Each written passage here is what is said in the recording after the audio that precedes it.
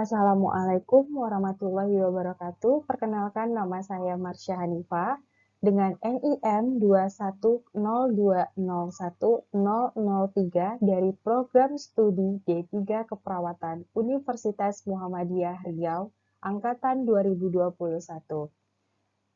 Di video YouTube saya kali ini, saya sedang menyelesaikan tugas akhir dari mata perkuliahan Ilmu Biomedik Dasar oleh dosen pembimbing Ibu Delovita Ginting, MSI. Baik, presentasi saya kali ini berjudul alat medis yang bernama MRI. Raymond Pahandamadian adalah seorang dokter Amerika keturunan Armenia, praktisi medis, dan penemu mesin pemindai MR pertama. Seiring bertambahnya kecanggihan teknologi, MRI pertama kali diperkenalkan oleh seorang ahli radiologi dari Amerika Serikat, Paul Christian Leuterbul, dari tahun 1929 sampai 2007 yang berhasil memperoleh penghargaan Nobel bersama Peter Mansfield atas hasil risetnya di bidang MRI pada tahun 2003. MRI adalah pemeriksaan medis yang menggunakan teknologi magnet dan gelombang radio untuk melihat detail bagian tubuh Anda. Fungsi dari MRI yang menerapkan prinsip fisika tergolong di medan magnetik. Medan magnet digunakan untuk proses magnetisasi ion hidrogen tubuh dan dengan gelombang radio dipancarkan ke komputer untuk mendapatkan gambar bagian tubuh yang hendak diperiksa. Nah, ketika pasien masuk ke dalam tabung, pasien akan diberikan penyumbat telinga karena mesin MRI akan mengeluarkan suara yang sangat besar. Namun, tenang saja, alat ini aman dan operator akan memantau Anda melalui layar. Proses pemeriksaan MRI berlangsung selama 15 menit hingga 90 menit. Selama pemeriksaan berlangsung, pasien sebisa mungkin tidak bergerak agar hasil gambar lebih baik. Pada beberapa kasus seperti pemeriksaan pembuluh darah dan saluran kemih, pasien mungkin mendapatkan cairan kontras yang dimasukkan melalui infus ke dalam saluran yang diperiksa. Ini akan membantu memperjelas saluran yang diperiksa jika ada kelainan. Jika selama prosedur pasien merasa tidak nyaman, pasien bisa melakukan atau memberitahu operator untuk menghentikan prosedur. Manfaat alat medis MRI, pertama dapat mengetahui anomali pada otak dan sumsum tulang belakang, tumor, kista, dan anomali lain di tubuh, screening kanker payudara bagi wanita yang berisiko tinggi kanker payudara, sakit jantung dan pembuluh darah, pemeriksaan anomali rahim, dan pemeriksaan infertilitas. Mekanisme kerja MRI, sebagian besar tubuh manusia tersusun dari molekul air yang terdiri dari atom hidrogen dan oksigen. Pada pusat tiap atom hidrogen terdapat proton. Proton seperti magnet kecil dan sangat sensitif dengan magnet. Proton inilah yang akan membentuk gambar pada pemeriksaan MRI. Aplikasi tes MRI. Untuk proses pemindaian MRI, daerah tubuh yang akan diperiksa ditempatkan di dalam sebuah mesin khusus yang mengandung medan magnet yang kuat. Hasil gambar dari pemindaian MRI berupa citra digital yang dapat disimpan dalam komputer untuk proses analisis lebih lanjut. Gambar ini juga dapat ditinjau dari jarak jauh, misalnya dalam klinik atau ruang operasi.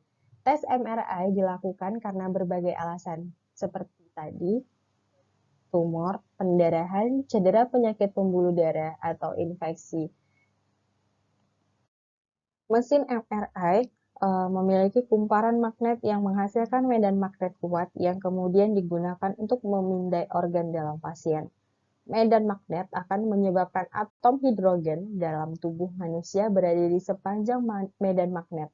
Dalam proses ini, atom hidrogen digunakan karena tubuh manusia didominasi oleh air, 2 atom H, 1 atom O. Mesin MRI memaparkan serangkaian energi gelombang radio RF yang menyebabkan hanya atom hidrogen yang tereksitasi. Saat atom hidrogen yang tereksitasi berusaha kembali ke posisi di sepanjang medan magnet yang dihasilkan mesin, atom-atom tersebut melepaskan kelebihan energi yang diambil dari gelombang RF. Mesin RF kemudian Mesin MRI, kemudian mendeteksi dan mencatat pelepasan energi tersebut dalam beberapa kasus. Pasien yang sering diminta untuk menelan atau mendapatkan suntikan agen kontras seperti gadolinium sebelum proses pemindaian sehingga gambar MRI yang dihasilkan memiliki resolusi yang lebih baik dan memudahkan analisis. Sedikit informasi yang ingin saya berikan kepada teman-teman semua, bahwasannya di dalam dunia medis, di dalam dunia kesehatan, ada dinamakan fisikawan medik. Nah, yang dimana fisikawan medik ini adalah lulusan fisika atau fisika medis. Umumnya mengupayakan segala hal demi menekan risiko radiasi pasien, pekerja, dan lingkungan, serta memastikan penggunaan radiasi lebih mendatangkan keuntungan dibandingkan kerugian. Mereka dapat berkarir sebagai fisikawan medis dan spesialis kedokteran nuklir atau radiografer. Lulusan fisika medis juga dapat bekerja di instansi-instansi pemerintahan seperti LIPI, Badan Tenaga Nuklir Nasional, Badan Pengkajian dan Penerapan Teknologi BPPT, dan Departemen Kesehatan Depkes. Di dalam kesehatan, keputusan Menteri Kesehatan Republik Indonesia nomor 1014 Menkes SK-XI 2008 tentang standar pelayanan radiologi diagnostik di sarana pelayanan kesehatan Menteri Kesehatan Republik Indonesia yang menegaskan tugas fisikawan medik adalah pertama, pengukuran dan analisa data radiasi dan menyusun tabel data radiasi untuk penggunaan klinik. 2. Pelaksanaan aspek teknis dan perencanaan radiasi. 3. Pengadaan prosedur Q&A dalam radiologi diagnostik meliputi pelaksanaan diagnosa dan terapi, keamanan radiasi, dan kendali mutu. 4. Melakukan perhitungan dosis terutama untuk menentukan dosis janin pada wanita hamil. 5. Jaminan bahwa spesifikasi peralatan radiologi diagnostik sesuai dengan keselamatan radiasi. 6. Supervisi perawatan berkala peralatan radiologi diagnostik.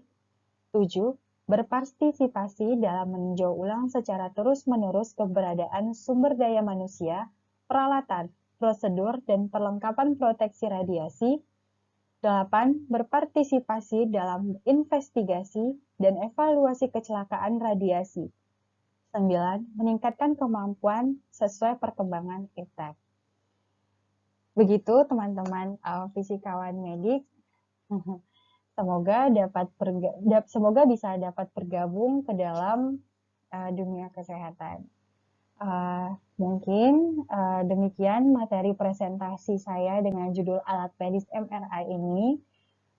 Saya ucapkan terima kasih kepada dosen pembimbing saya, yaitu Ibu Delovita Ginting, MSI, yang telah membimbing mata perkuliahan ilmu biomedik ini dengan baik.